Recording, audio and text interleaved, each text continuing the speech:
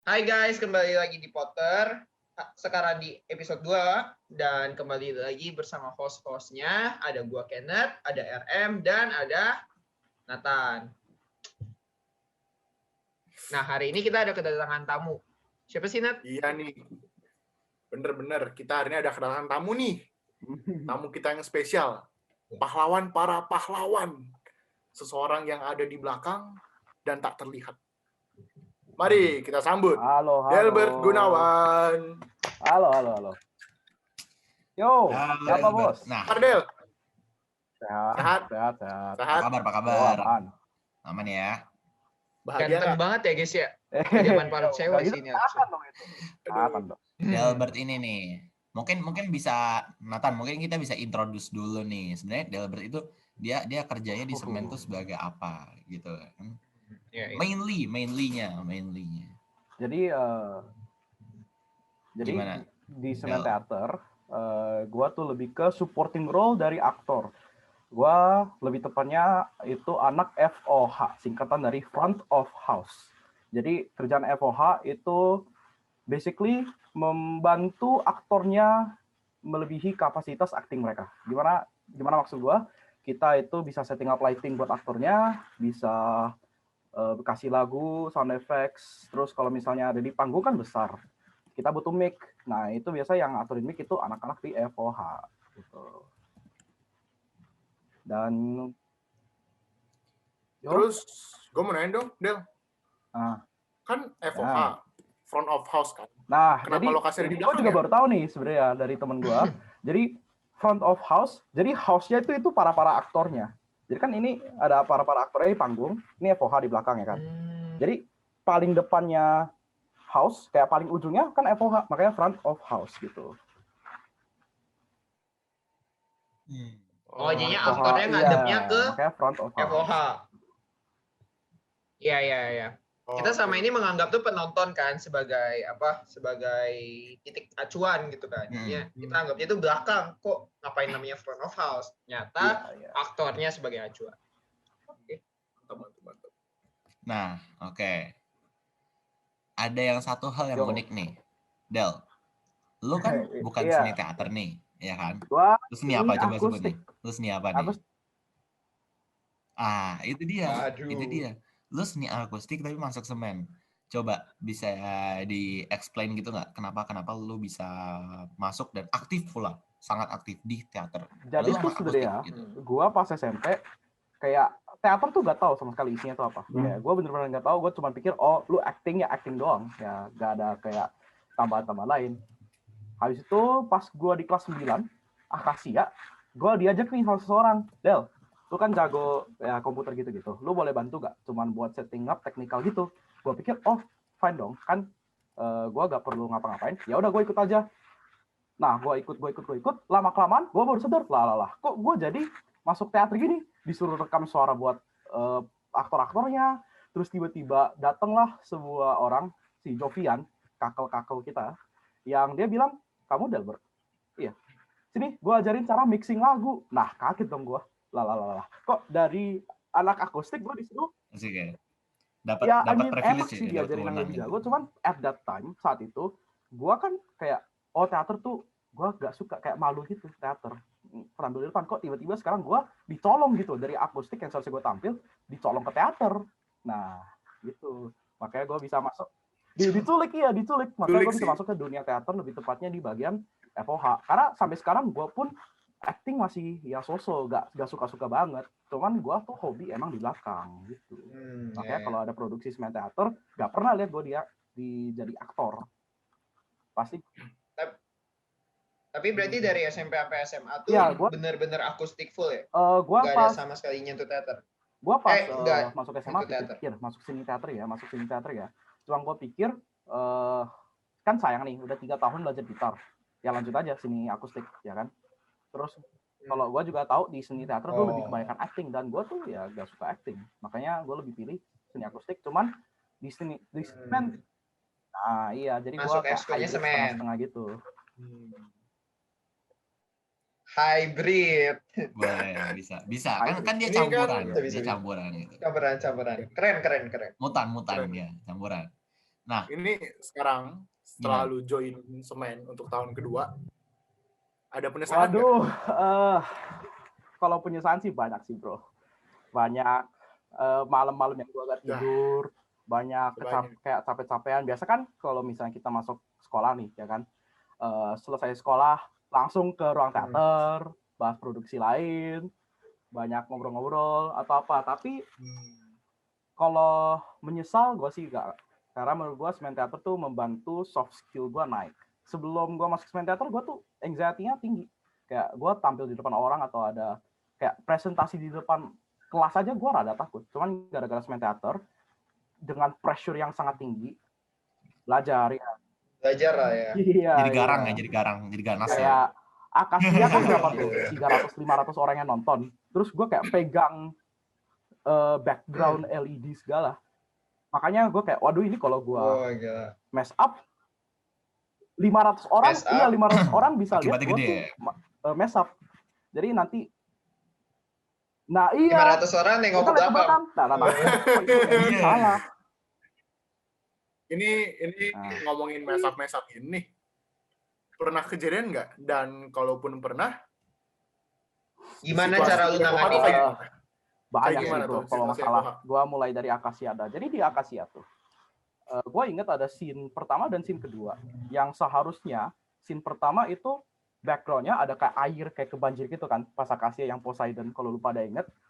Itu kan seharusnya ada LED-nya itu gue ganti. Itu ada animation airnya luncur gitu. Dan gue biarinin. Cuman karena RM kan sebelah gue. Dia bisa rasa nih, tangan gue geter-geter kayak gini nih, sumpah bro. Cuman ganti-ganti doang tangan. Jadi pas gue ganti, otak gue kayak, oh ini udah selesai, gue ganti lagi. Set gue ganti, padahal itu masih scene yang dia air gitu. Panik dong gue, panik pasti. Nah, untung jadi grogi sudah menguasai Delbert saat itu ya. Nah, untungnya buat gue, scene berikutnya backgroundnya tetap sama, cuman lebih kayak habis runtuh-runtuh air. Jadi sebenarnya gak parah banget. Itu gak parah. Untuk example yang kayak jauh lebih parah lagi, itu pas Valek 2020 ya. Jadi itu gue lagi pegang lighting dan ada seseorang yang lagi pegang sound. Itu basically bawahan gue, kayak gue yang kasih dia soundnya, terus dia yang mainin. Supervisi gitu ya? Ya. Supervisi. Bukan lah, kayak asisten lu lah ya. Asisten karena lighting sama sound nggak bisa sekaligus. Itu kayak ya nggak bisa, lu harus fokus satu persatu kan. Nah, jadi ada sebuah scene yang ada lempar bom, dan seharusnya bom itu ledak, ya kan? Ada suara cetuar gitu. Nah, gue lagi urusin lighting, jadi gue gak fokus. Cuman, orang yang gue supervisi, gue lihat kok dia gak press efek boomnya gitu. Gue juga, iya pas gue lihat, oke ada bom, seharusnya di 1, 2, 3. Lah, kok gak ada? Bingung dong gue. Krik. Iya, gue jadi panik. Gue teriak dong ke orangnya, woi itu sound effect kemana? Dia bilang, gak keluar bro, gak keluar. Ya langsung dong, gue ke aktornya, gue kayak nge-signal gitu, improv, ini ada masalah di belakang. Nah untungnya, aktornya jago. Nah, improv dia. Nah makanya, untungnya sih lancar ya. Cuma menurut gue banyak yang kayak itu kalau ledak bisa lebih lucu. Cuman ya it is what misteri panggung gitu kan. Ya misteri panggung lah. Berarti yang gue bisa dapetin dari sana sih kayak aktor sama FOH tuh saling melengkapi. FOH gak gitu bisa jalan kalau gak ada aktor gak bisa jalan kalau gak ada FOH. Itu mereka tuh sangat terkonek gitu. Kayak anggaplah Anjali itu produksi terbesar Semen Teater at that time ya. Memang produksi terbesar. Kita kira-kira ada 700-an orang yang nonton. Terus itu basically the biggest show we've ever made ya kan. Itu kalau nggak salah FOH ada berapa orangnya? Ada 5 atau 6 orang. Ada gua, Wira, Nelson, Jun, Pak Ruspa. Terus Mika supervisi ya kan. Terus itu kan sebelum gua ngerti cara pakai lighting. Jadi itu gua pakai sound. Gue disuruh main soundboard yang segeban gini, soundboard. Nah itu soundboard dipakai buat ya control sound. Nah masalahnya itu receiver pas di panggung lagi gak tau kenapa, lagi kayak bermasalah gitu. Jadi clip on-nya aktor gak masuk ke sound systemnya. Jadi gak ada suara. Fix gue panik dong. Karena kan gue anak sound. Gue yang ngaturin sound, ini kok gak suara aktornya gak muncul. Iya. Gak muncul gitu nah, ya. Dalam scenario kayak gitu, kita ada yang namanya mic codec. Ya, jadi kan ada clip on yang dipakai sama aktor di daerah, biasa di baju sini kan. Terus ada clip di sini. Itu mereka ngomong ketangkep nanti keluar dari ke speaker. Nah, mic codec itu biasa dipasang di bawah pas di panggung. Jadi just in case ada aktor yang mic-nya mati, kayak mati baterainya mati atau error, kita nyalain mic codec itu memang nggak sekenceng pakai clip on, cuman ketangkep suaranya. Ya, jadi at least muncul suara lah ya. Orangnya. Jadi dan itu gue stres banget karena 700 orang pentas terbesar, kalau gak bisa suara, lah fix gak bagus dong bro, gagal. Iya, jadi itu gue bener-bener stres ya kan. Itu kan di pertengahan acara ada break ya kan, gue ke belakang untuk cek. Nah, ada satu aktor, gue gak bakal sebut nama ya kan, yang gue masuk dianya juga stres, gue juga stres. Nah, dia marah-marah, gue aja bingung lah kok dia marah-marah ke gue. Iya. It happens lah ya. Gak marah sama dia. Cuman ya, lu bayangin itu gue datang jam 5 pagi, show-nya jam 7 malam, capek dong, ya kan? Sama-sama stres. Ya, sama-sama stres lah ya. Tiba-tiba dia malah Jadi harusnya itu hal-hal yang dihindari dong ya, dimana kita bisa berantem gitu kan, malah jadi dimana kita harusnya bonding dan having fun gitu kan. Sebagai FOH, kayak mau gimana pun, pasti ada misteri panggung. Terus kalau ada masalah, jangan stres, jangan kayak gue, jangan geter-geter. Tenang aja, improvisasi, dan ya lanjutkan dia apa, ya kayak. Lu jangan stres aja, tenang aja. Ya kan? Karena kalau ada masalah, pasti ada backup-nya ke masalah itu. Pasti udah ditaruh. Nah, itu ya ada backup lah. Ada backup plan lah ya. Iya. Nah, Del, gue pengen nanya nih.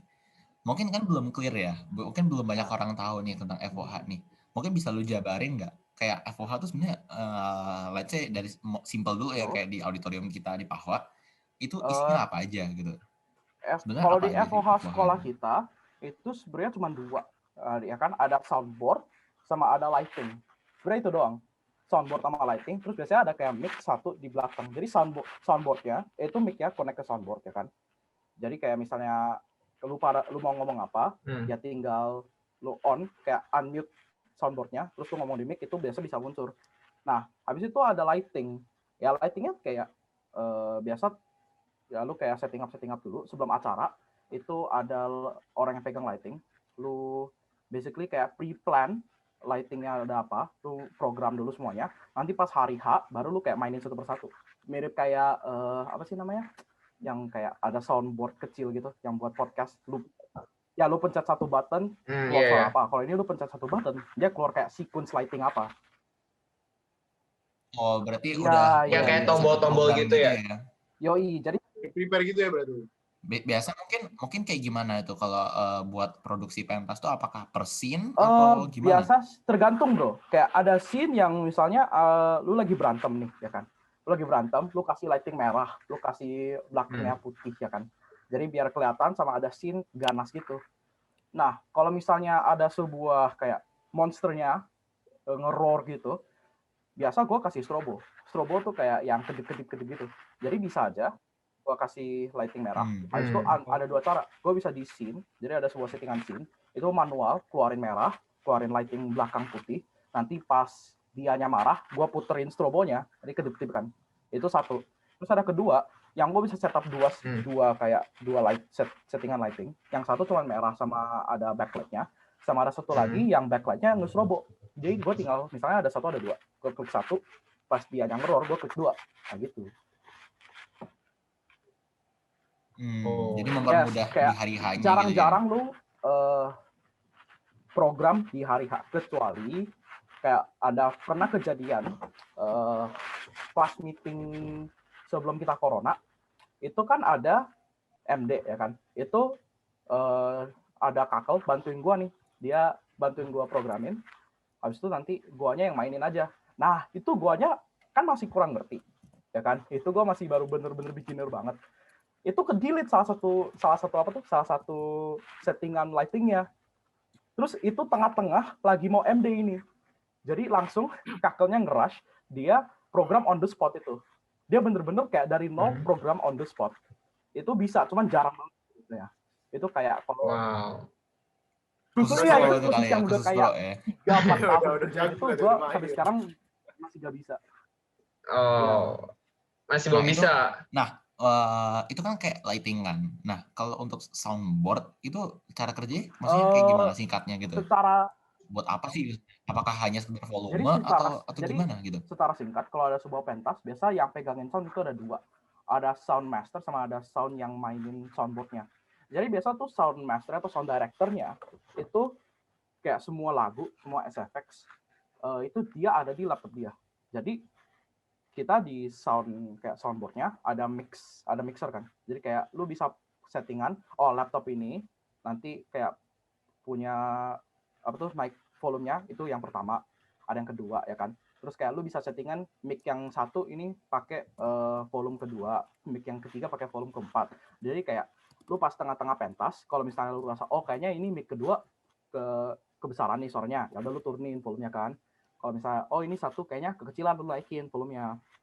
Nah, sound director kerjaannya biasanya itu kalau ada lagu dia nanti nyala ya kan, kayak dia fade in fade out sendiri, terus dia nyalain lagunya, ada sound effects dia yang urusin, terus jarang-jarang ada band kan.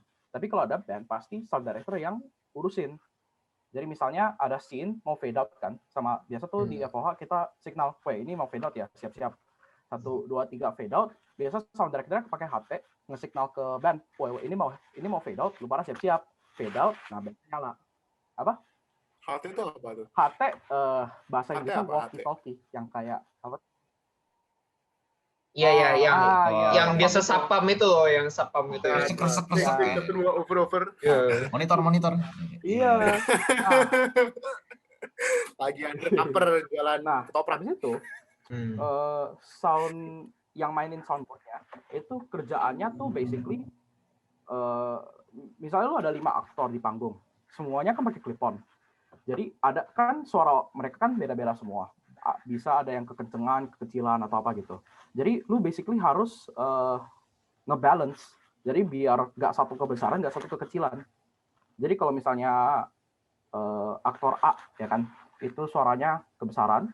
Biasa tuh sebelum pentasnya, waktu itu Pak Ruspa yang programin, misalnya mic-nya aktor A itu taruh di slot nomor 1 ya kan.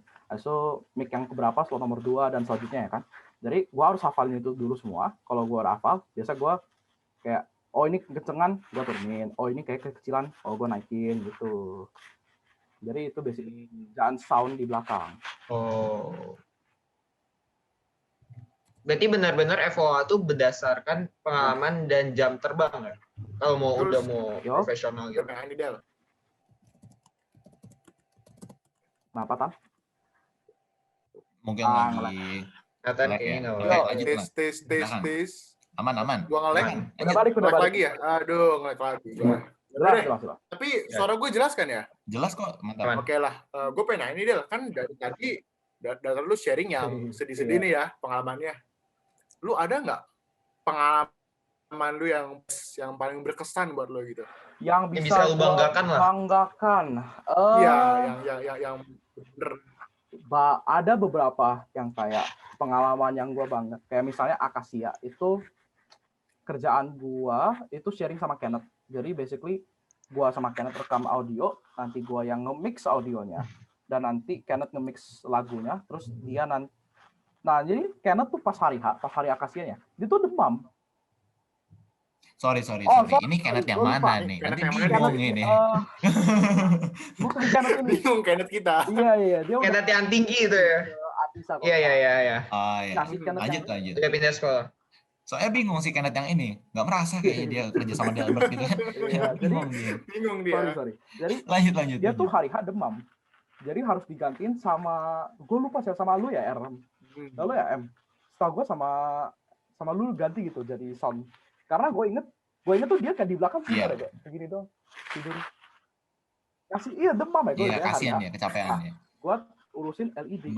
Jadi itu buat gue ya satisfaction lu selesaikan sebuah pentas dan semua orang tuh suka kayak, gila ininya bagus, kualitas suaranya bagus, lagunya bagus, sound effects-nya cocok atau kualitas lighting-nya bagus, itu gue tuh seneng kayak satisfying.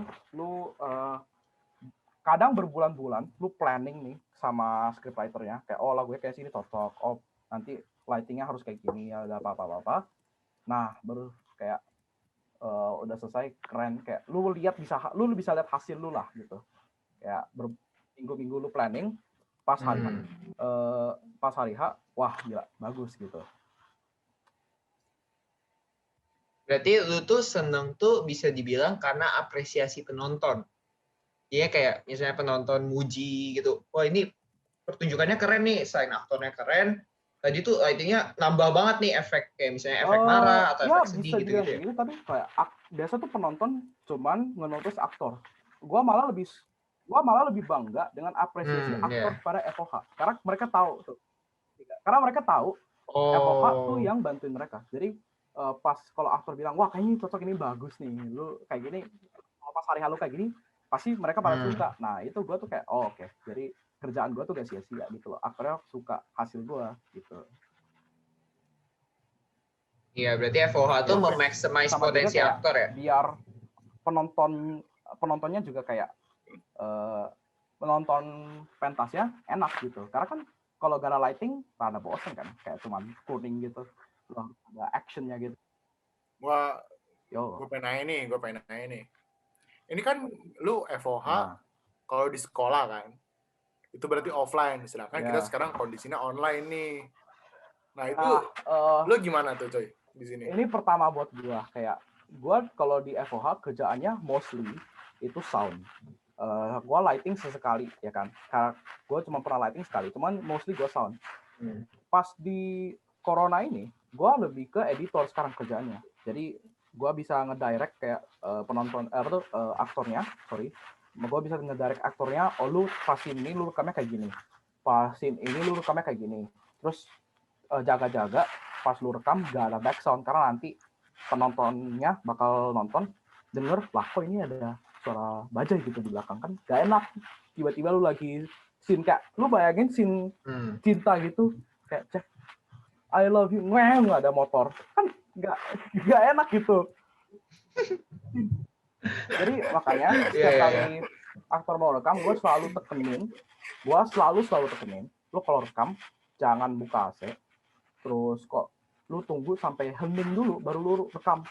Tapi gue udah kayak gitu, masih ada klip-klip yang gue denger gue lagi ngedit, tiba-tiba lah kok ini ada suara anjing di belakang lagi. Pasti bingung tuh antara anjing di belakang lu atau anjing dari dia gitu. Atau anjing dia nih. Malah mungkin lebih clear anjingnya daripada orang yang lagi recording. Nah, Oke. Anjing dia. Ya. Jadi silakan. Ya, jadi apa dia tadi mau corona ini sekarang gue bukan cuma sound, gue juga belajar banyak tentang editing video. Cuman kalau gue jujur aja, gue kurang suka editing video. Menurut gue kayak, aduh capek ini lihat. Bukan lebih ribet sih, kayak gak style gue. Ya beda passion. Beda passion. Energi kurang mungkin. Buat gue, kenapa gue suka banget dengan editing sound? Itu misalnya ada scene. Kayak biasa kan kalau lu bikin script, biasa ada scriptwriter, Astrada, mungkin tim pro, sama kadang editornya datang. Kayak lu pada lagi rakit-rakit cerita nih, terus lu lagi lihat ini lagu yang mana cocok ya. Nah, pas lu ketemu lagu yang cocok itu, yang lu pas dengerin, lu bisa kebayang scene-nya tuh kayak gimana. Lu kayak, wih, ini bagus ini. Iya. Bisa bikin momen gitu lah ya. Momen-momen yang paling bagus dalam sebuah pentas itu, dalam sebuah cerita, itu pasti di accompany. Nah iya. Ada lagu yang bagus. Kalau gue bisa, gue mau bikin score sendiri. Cuman ya, gue kan gak sejago itu. Jadi mostly gue cari lagu-lagu copyright free yang cocok dengan scene-nya. Kalau gue udah ketemu, kadang tuh gue bisa loh cari lagu untuk satu scene, seminggu gak dapet. karena susah dicari. Kadang gue harus ambil misalnya ada lagu satu nih, gue suka depannya cocok nih, cuma belakangnya agak kurang. Habis itu gue ketemu satu lagi nih lagu yang belakangnya bagus, gue suka, cuma depannya kayak rada gimana. Nah itu gue biasa nge-mix tuh kedua itu, gue ambil awal depannya, gue ambil akhir belakangnya, gue gabungin di satu lagu. Kadang gue bisa kayak gitu. Ya. Oh. Oke. Del. Gue mau nanya nih. Kan anak-anak yang mau join semen, mungkin ya calon-calon yang mau join semen, mereka tuh nggak semuanya pede gitu loh. Nggak semuanya mau jadi aktor, nggak semua mau tampil di depan panggung. Nah, kita kan sekarang baru tahu nih bahwa ada yang namanya FOH gitu loh, yang ngebantu supportin si aktornya ini. Nah, ada nggak tips-tips dari lu gitu yang bisa mempermudah buat anak-anak ini menuju karirnya sebagai FOH? Yang gitu? pertama gue bilang sih belajar, kayak bener-bener.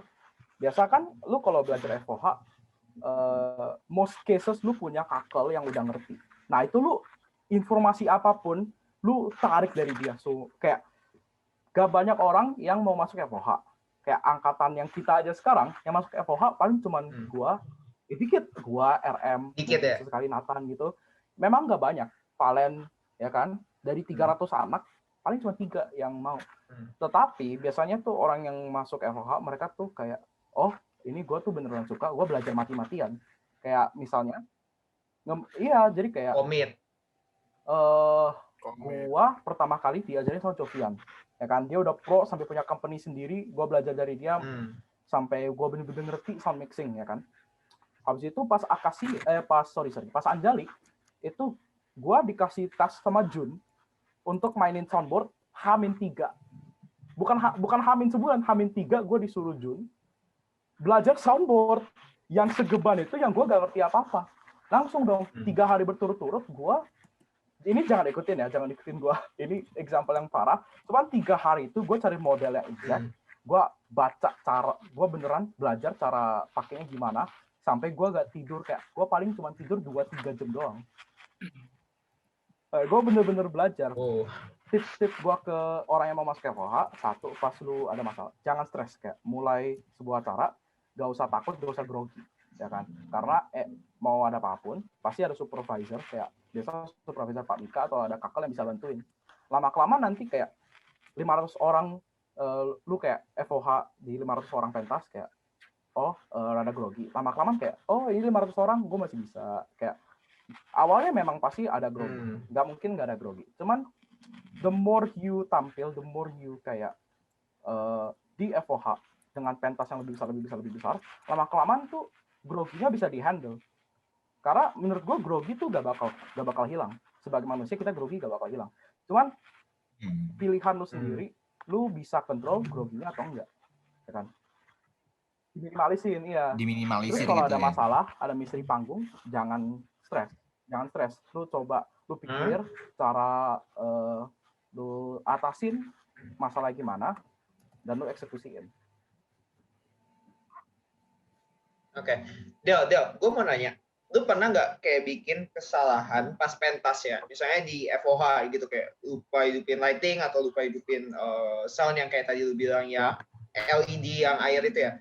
Lu pernah saat itu lu merasa kayak, waduh, pentas ini gagal gara-gara gua gitu? Atau lu ada perasaan bersalah gitu? Pas Anjali itu banyak orang yang komplain, kok suaranya rada gak jelas. Dan itu memang gua pikir, coba kalau gue lebih jago, coba kalau gue belajar sebulan H-7, itu apakah bakal lebih bagus? Iya, apakah bakal lebih bagus gitu pentasnya? Cuman what's in the past ya kan, kayak udah H-3. Yang penting lu tuh ambil pelajaran dari kesalahan lu, dan next-nya jangan ulangin lagi. Belajar dari kesalahan. Belajar lah ya dari kesalahan. Setiap pentas adalah kayak setiap masalah atau setiap kesalahan di pentas sebelumnya bisa jadi keunggulan lu di pentas berikutnya. Nah, makanya lu kalau lihat beginner di FOH tuh pasti banyak masalah. Kayak yang kita kenal lah, kayak Wira, Dennis, itu mereka awal-awalnya juga gak jago-jago banget kok. Tapi lu lihat lama-kelamaan plus mereka SMA 2, SMA 3, pas SMA 3 di peak mereka itu kayak keren-keren semua. Iya, itu karena dia pengalaman. kayak mau maju terus gitu, mau kuatin craft-nya mereka. Jadi memang experience is the best teacher gitu ya. Oh iya.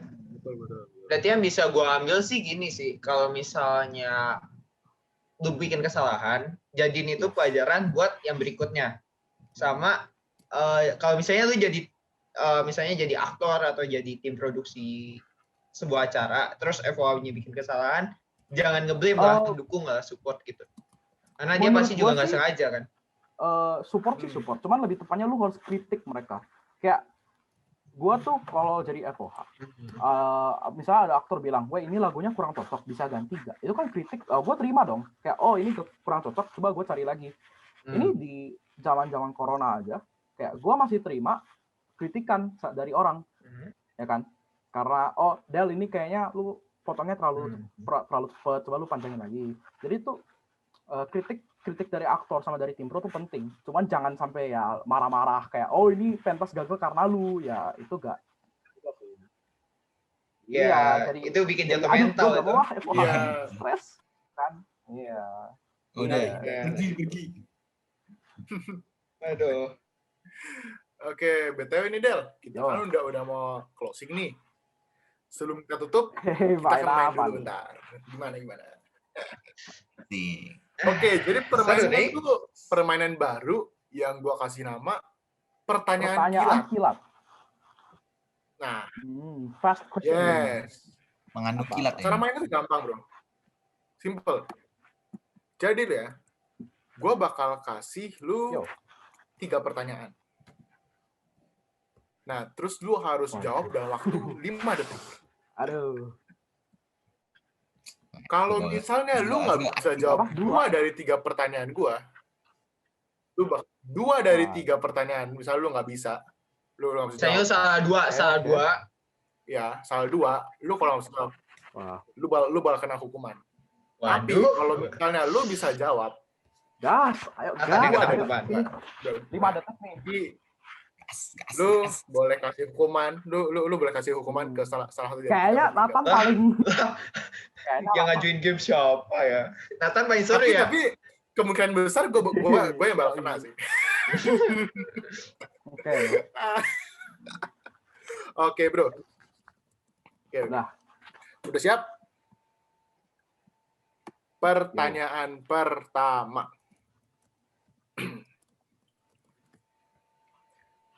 Jadi ada seorang anak di atas bukit. Dia memegang bola dengan diameter 14 cm. Kemudian bukit ini ada derajat kemiringan 30 derajat. Di sumbu X. Oke. Dapat? Oke. 30 derajat. Jika bola digelindingkan, dilepas. Jadi V0-nya 0 meter per second, oke? Aduh. Mantap. Oke. Lanjut. Nah, nih. Kemudian. Look closely. Kemudian, si bola ini dia ada bantuan dari angin. Kecepatan angin ini 7 meter per second. Oke. Tentukan bola apa yang dijatuhin? Sepak bola. 1. 2. Let's go. 2. Let's go. Bisa. Kenapa? Impian sepak bola. Betul sekali. Gue pikir. Ya. Ayo. Del. Kalahin Nathan, Del. Jangan. Ayo. Come on. Pertanyaan kedua. Apa nih?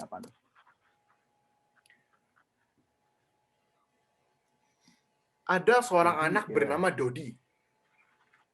Ya. Dodi ini punya 2 teman. Ditanya lagi. Ya, teman pertama namanya Dodi dan Dido. Dodi dan Dido. Teman kedua namanya Adid. Dodo kan udah punah. Jangan. Adid.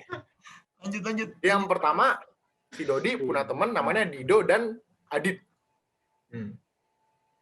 Si Adit ini punya uang 15.000. si Dido punya uang Yo. 50.000. Kalau misalnya si Dodi nyuri duit mereka, dia bakal dapat apa? Pukulan. 1.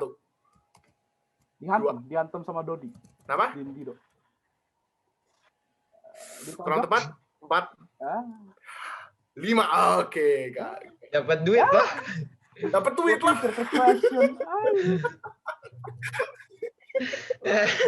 Dapat duit lah. Dia kalau nyuri dapat apa? Dapat duit. Nah, berarti benar salah satu lagi. Bye bye. Oke, pertanyaan ketiga, final dan paling terakhir. Live or die question nih, Bos. Enggak gitu sih, enggak gitu sih. Lihat matan hukuman dong. Ya. Iyalah, kalahin. Aduh. Untung ini pertanyaannya nggak bisa dijawab. Kita coba aja, kita coba. Coba. Jadi diketahui suatu mangkok dia diameternya 28 cm. Terus mangkok ini dia diisi air. Diisi sampai penuh. Setelah diisi penuh, tiba-tiba airnya ngilang. Terus katanya ada angin yang niup. Tentukan penyebab asli kenapa airnya ngilang. 1, 2, 3. Minum sama orangnya. 4, 5. Minum sama orangnya. Diminum. Apa? Minum sama orang. Kenapa? Lu tahu gak kenapa? Karena mangkoknya bolong bagian bawahnya. Jadi pas diisi, hilang lagi. Iya, itu curang dong. Dia mana tahu lah. Bukan mangkok, bro. Iya, itu bukan mangkok. Lah kan tadi tentu kan penyebab asli. Itu kan logis dong. Curang Itu logis dong. Nathan curang dong. Nathan curang, kemungkinannya banyak dong. Loh, Diminum nggak? iya, Tiba-tiba banyak, diminum orang tapi dia bisa nggak jawab. kan? Tapi dia nggak jawab. Dijawab ke minum. Ih, tapi nggak Kasih satu pertanyaan lagi. Satu lagi. Satu lagi. Ya, fair play. Satu lagi. Aduh, gua nggak siapin yang keempat lagi. Podcast dong, gue menang. Udah. Oke nih, matematika nih bro. Matematika. Matematika kok kurang nih bro. Seorang petani memiliki tanah dengan luas 4 hektar. 4 hektar ini dia pakai untuk tanam padi. Terus 1 hektar tanah itu dia bisa produksi sekitar 2 ton padi.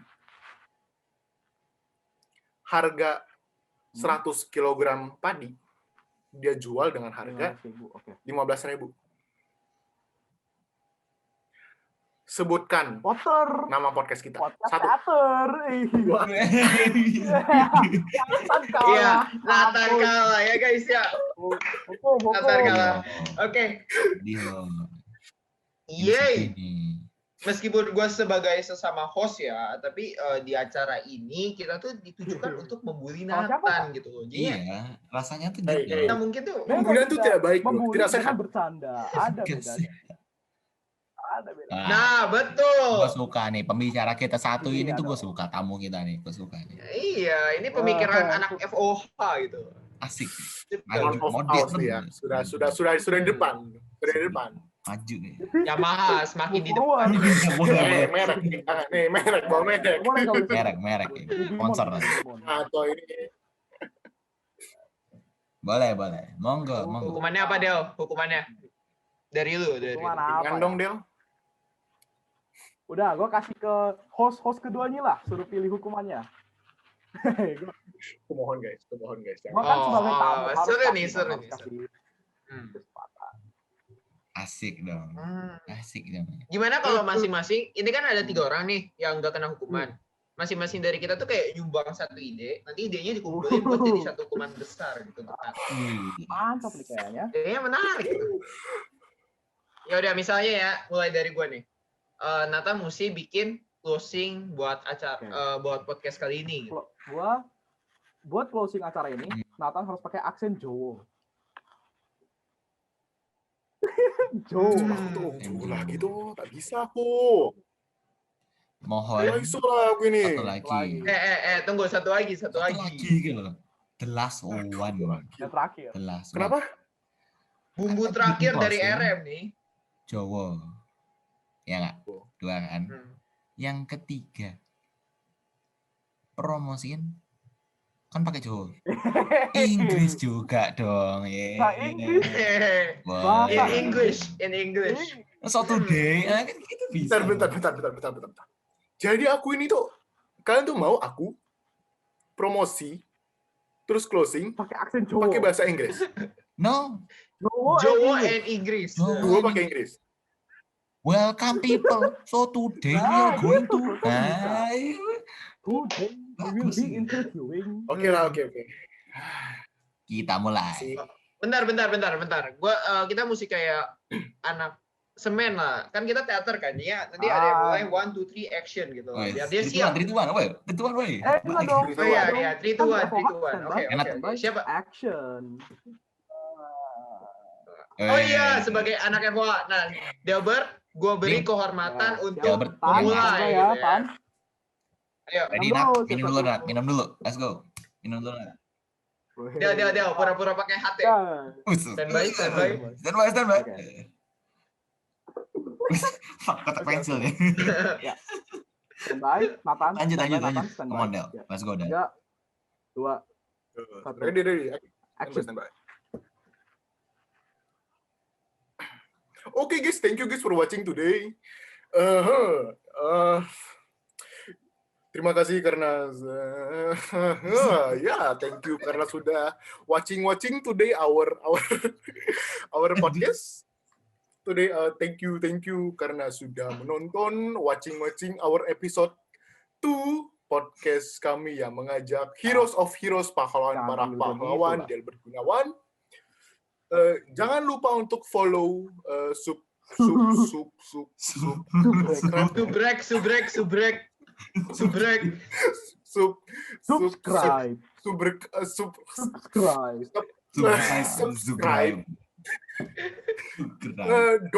don't forget to subscribe to our channel. Don't forget to follow our channel Semen Theater. Okay guys, thank you for today, thank you for watching and thank you, bye. Nat. Gue mau jujur ya. Sumpah itu gak ada nada Jawanya sama sekali. Kita biar. Ya, nggak ada loh. Kita nih ya. Nathan nih, lu mau dengar tadi gimana? Oke, thank you for today watching. Thank you for our hero of hero, pahlawan. Gini. Intinya tuh bahasa Jawa definisinya buat Nathan itu kata Indonesia atau Inggris dikuadratin cuy, dijadiin 2. Nah, mending kita ending right now juga nih. Jadi thank you semua yang udah nonton episode 2. Dan thank you juga buat Delbert yang udah bersedia meluangkan waktu ya datang ke podcast kita dan sharing sih apa sih tentang FOH ini, dan ternyata bahwa kalau misalnya join Semen nggak harus jadi aktor, bisa juga jadi FOH. Nggak harus join Semen juga sih, dalam berteater nggak harus jadi aktor. Ya, thank you juga. Thank you juga interviewin gue, dan ya karena gue Semen Teater juga, semoga gue bisa nonton podcast ini nanti. Oh iya Del. Sebelum kita perpisahan ya, gue mau minta satu pesan terakhir, kayak bisa dibilang pesan terakhir atau enggak quotes gitu buat orang-orang di luar sana gitu yang mungkin mau join teater tapi nggak mau jadi aktor gitu, mau jadi FOH. Apa sih quotesnya? Oh, pesan gue buat mereka gitu. Iya. Fedin. Nah gitu. Kayak pesan gue dengan orang-orang yang mau masuk ke teater tapi bukan aktor, itu explore dulu options lu. Mau jadi FOH, kalau FOH pun ada sound, ada lighting, mau jadi SM, Astrada, banyak pilihannya. Jadi tinggal lu cari yang paling cocok apa dan lu tekanin That's it. Jadi intinya kita harus cari interest dulu ya, cari ketertarikan dulu. Lu nggak bisa menghasilkan karya yang bagus kalau lu nggak hobi dengan karya itu. Wow. Oke guys, gue cuma pengen kasih tahu ke kalian, kita ada closing 3 menit yang lalu, tapi kita masih belum selesai. Gue udah ikut baik 3 menit yang lalu. Oke. Sebagai penutup terakhir, jangan lupa like, komen, dan subredes. Subrek. Bye-bye. Bye-bye.